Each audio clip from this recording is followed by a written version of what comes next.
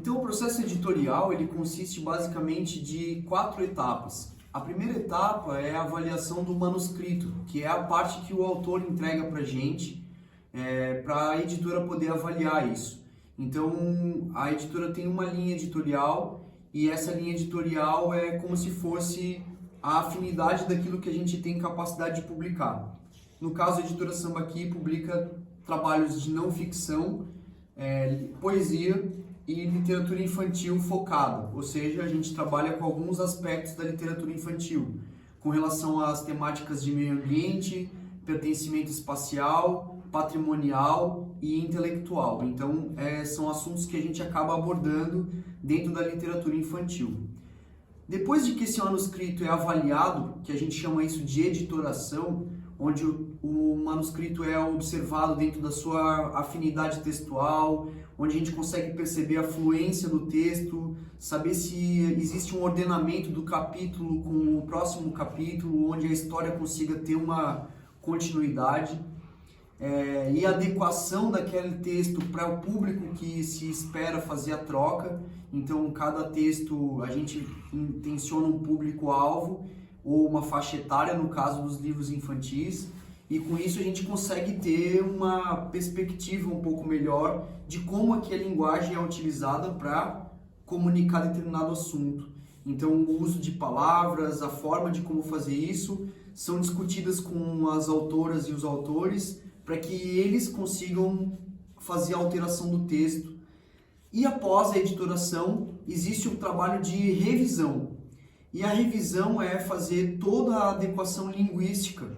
E dependendo do trabalho, no caso do livro do Preto Laufer, que é um livro de poesia marginal, existem uma série de vocábulos que não fazem parte da língua brasileira na forma culta de se escrever. E isso é proposital, inclusive, na forma de comunicar marginalmente aquilo que é a nossa língua brasileira, de certa forma bastante mutante. Mas quando a gente vai para um texto de formação, que é um texto infantil, a gente tem que buscar vocábulos que sejam de cotidiano, ensinando a língua da forma como ela deve ser redigida. E, além disso, para que a gente forme senso crítico na percepção da modificação da língua. Então, essa revisão, ela é feita de acordo com cada trabalho.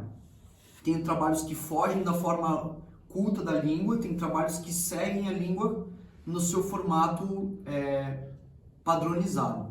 Então, essa revisão ela tenta adequar a linguagem para isso.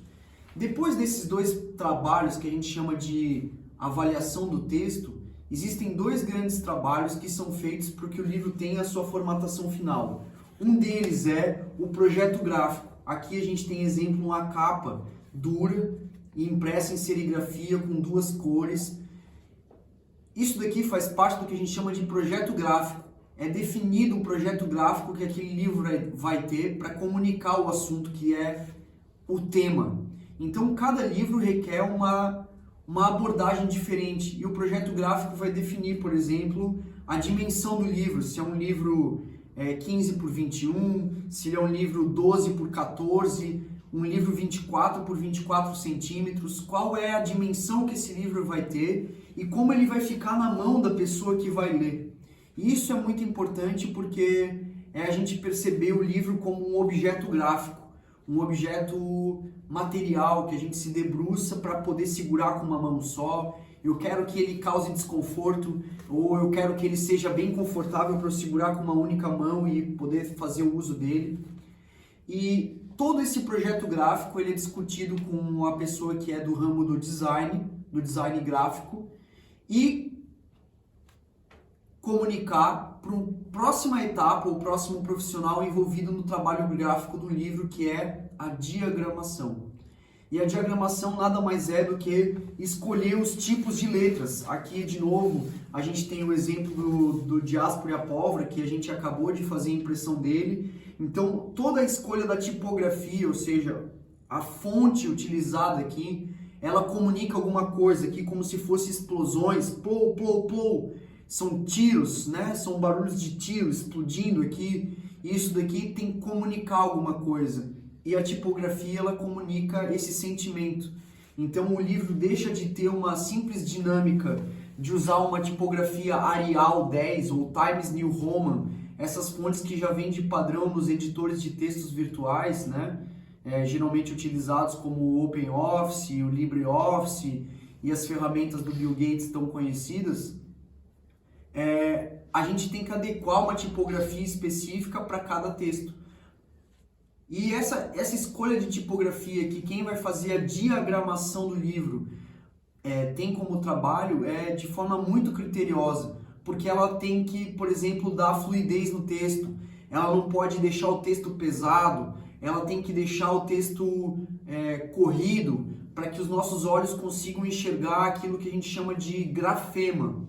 Então eu não vou entrar nesses aspectos muito específicos da editoração, mas para que vocês saibam, quando a gente está lendo um texto, é muito difícil o leitor fazer uma leitura de sílaba por sílaba. Ele lê a palavra afinal.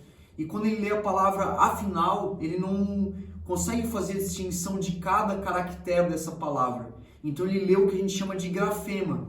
Ele sabe como a palavra afinal é escrita, então ele bate o olho no texto e já consegue identificar aquela palavra. E isso é uma atribuição da tipografia usada. Então a tipografia usada, ela também dá muita noção pra gente de como que aquele texto vai poder ser lido.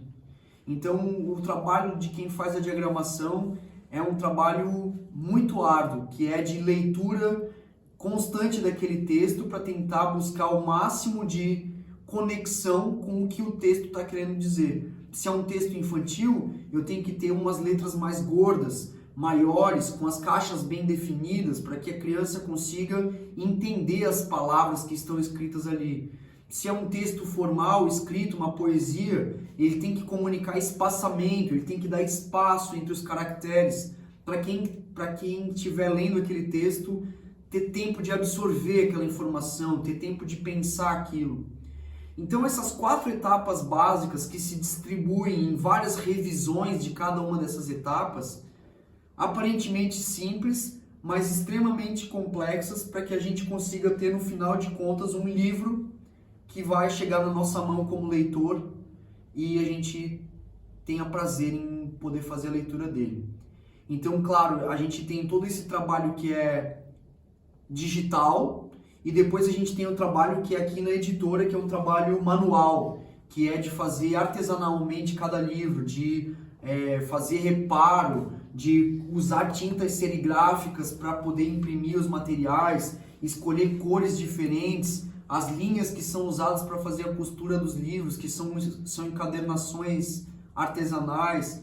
Todo esse trabalho faz com que a gente valorize o livro, além de ser simplesmente um livro textual, e sim um livro como um produto gráfico e um produto de arte, né? Uma obtenção artística daquilo que é o livro.